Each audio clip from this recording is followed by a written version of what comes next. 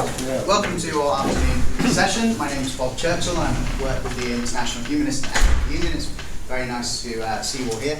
We're going to have a 2-hour session now, a debate and a discussion with you all on, I guess, mainly on the work of Aubrey de Grey and what that might entail.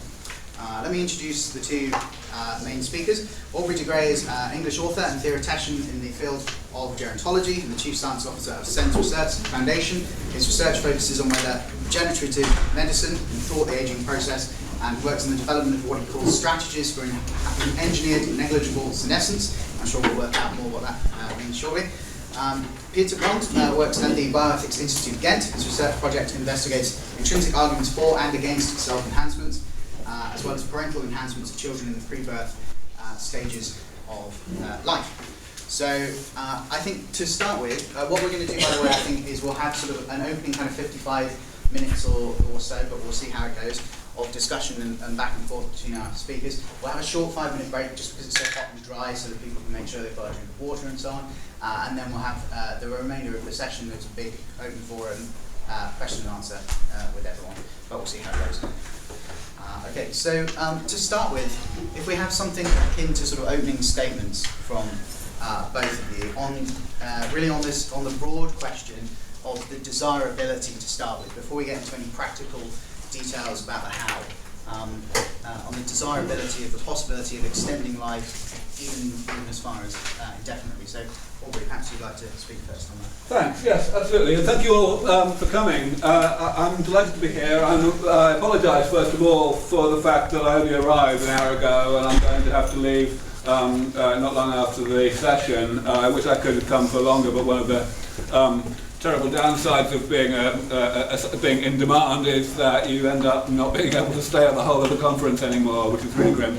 But I'm very glad that we have 2 whole hours now, so that I'm going to be able to expound as much as possible and obviously exchange views with Pieter and with all of you with regard to all of the issues around all this.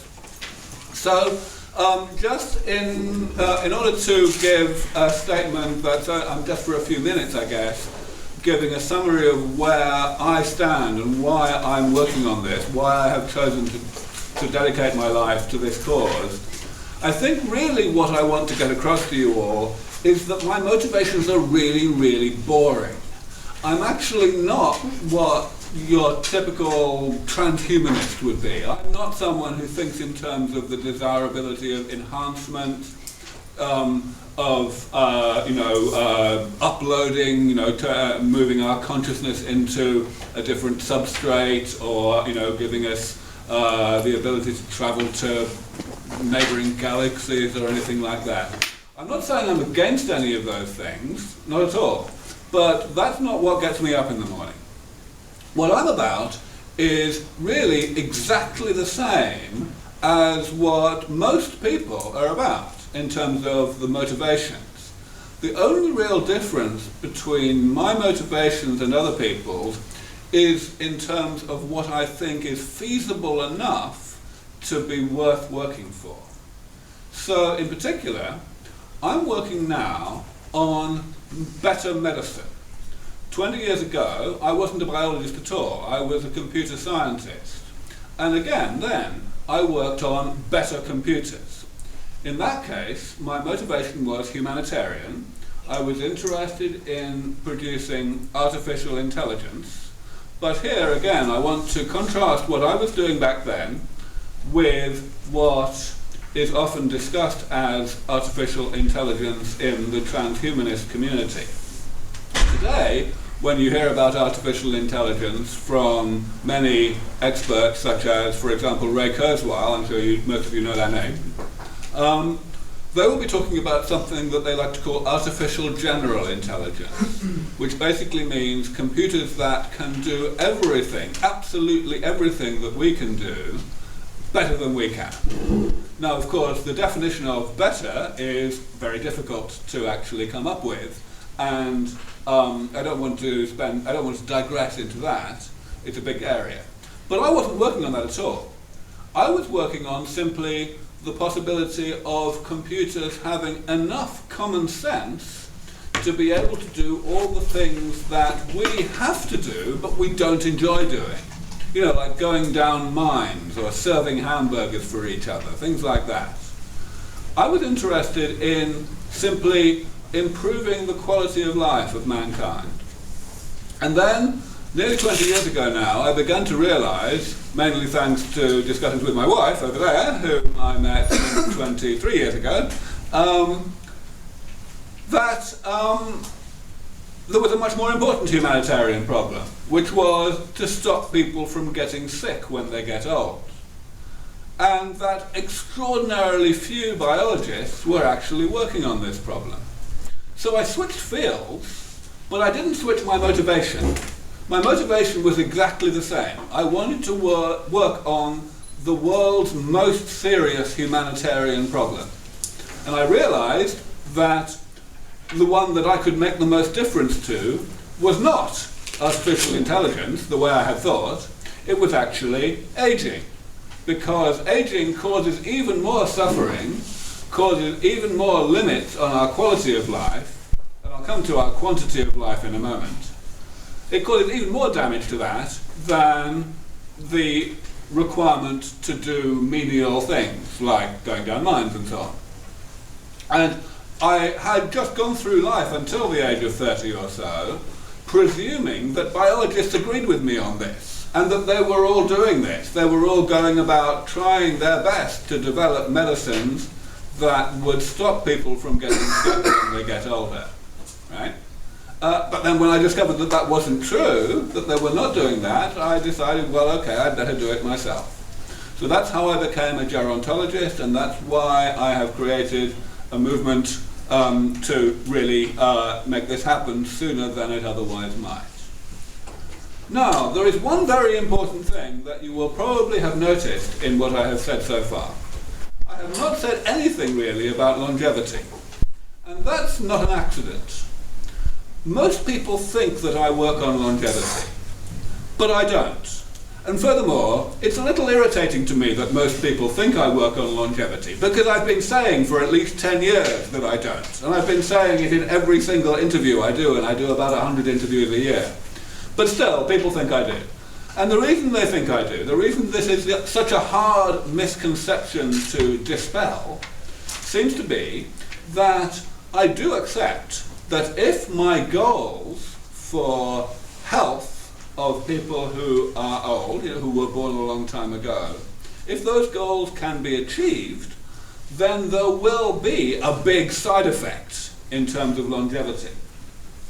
I'm sure all of you appreciate that there is a correlation between how old you are and how likely you are to die in the next year. People of the age of the people in this room are very unlikely to die in the next year, barring some stupid thing like not looking when you cross the street. It's, the statistics are less than 1 in 1,000 people of your age will die in the next year. But if you're 70 years old, it's much higher. It's something like 1 in 50. And if you're 80 years old, it's up around 1 in 20, and so on. It's no fun having been born a long time ago. Now, of course, the reason this comes about is because people who were born a long time ago tend to be sick. They tend to be not very well. Sometimes they have diseases, specific diseases like Alzheimer's or atherosclerosis or cancer or diabetes, and sometimes they don't. But that's not really the point, because the reason we think of some people as having diseases and some people not is just because of the way that we choose to use words to describe ill health. There are some types of ill health that we give names to, and there are some types that we don't give names to. So we end up in a situation where we think there's this disease and that disease and the other disease, and then there's aging itself. As if aging itself were some kind of alternative to these diseases. But that's completely wrong. And that's where I'm going to end. The last point I want to make before I stop is to make sure you understand that the diseases of old age the diseases that hardly anybody of your age gets, but people twice your age or 3 times your age get them a lot more, those diseases are part of aging. They are not alternatives to aging at all. The only reason that any disease can be a disease of old age is by being some aspect of the later stages of aging, some aspect of a process that goes on throughout life and which is initially harmless, some side effect of being alive in the first place, which eventually causes you to get sick. So, in conclusion, what I do is medical research. Nothing more, nothing less. I'm just another medical researcher. I'm interested in stopping people from getting sick. And the only reason that I'm standing here today, the only reason that I cause such, I'm such a lightning rod for controversy, is because the particular type of medical research that I do and that I promote seems to be reasonably likely to deliver a very much bigger side effect in terms of longevity than any other medical research that we have seen so far. That's all I do. Thank you.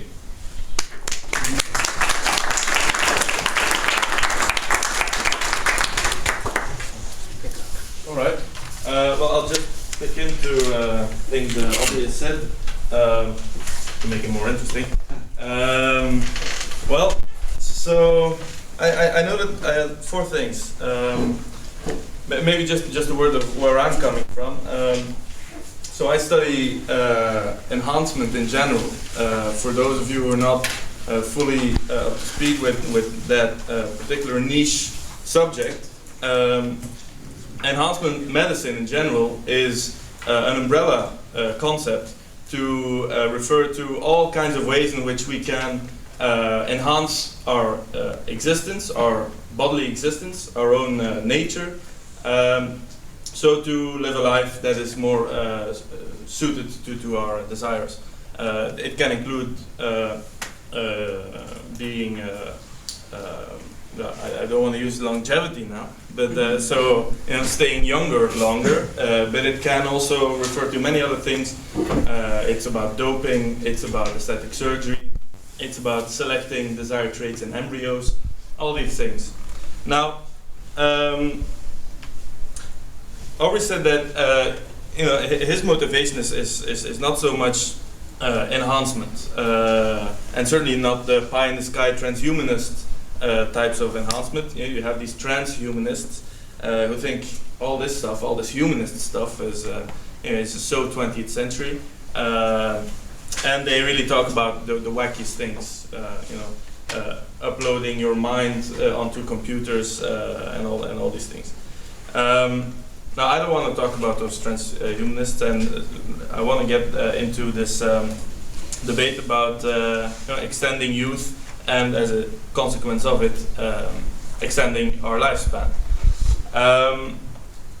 Well, just to mention that that's not necessarily the case. For instance, they have done some experiments, certainly Aubrey knows more about it, in which they have, for instance, managed, correct me if I'm wrong, today, this is an experiment that was done successfully, to radically extend the youthfulness of certain types of mice, I think, but which then die much faster, no?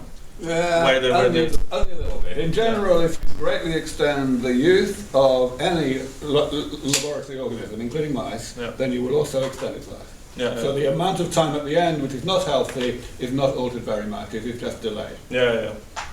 Anyway, but so there's there's many ways in which these projects can go about. I guess Aubrey will also get into the details of his strategies for engineering negligible senescence. Now, the strange thing is though, where Aubrey said that it's not really enhancement that makes him get up in the morning. He's fine with it. As you mentioned, it's mostly extending life, extending youth, and as a side consequence, extending life. For me, in a sense, I've never really understood why this has been such a point of interest. This debate on extending youth and, as a consequence, extending life. I don't see why for some people that's the grail of the improvement of life. I think it's not necessarily something that merits to be the pinnacle of the enhancement project. I think you could just as well talk about the manipulation of emotion, of appearance, of our physical capacities via doping and so forth. You can make all these arguments that maybe these are the priority in the enhancement debate. That's just one thing. Interestingly, you also talked about your desire to unburden humanity, right? So that was your interest when you started with artificial intelligence, and it's still your interest in what you do now. Now, this is what really gets to the core of my argument. I think, in fact, why a lot of people profoundly dislike, and many humanists also profoundly dislike all this talk about enhancement, of meddling with nature, of changing human nature. It's a criticism that's widely present also in humanist circles. I think actually one of the reasons why there is this deep disgruntlement and sometimes even a despair and anger and hatred against not only doping and aesthetic surgery, but also against your project. A lot of people react very viciously against it.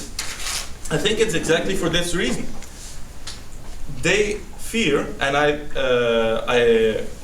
can understand that fear. Actually, I would also argue for that fear being correct. That if we do in fact manage to deeply unburden our existence from what you have called menial activities, from going down the mines.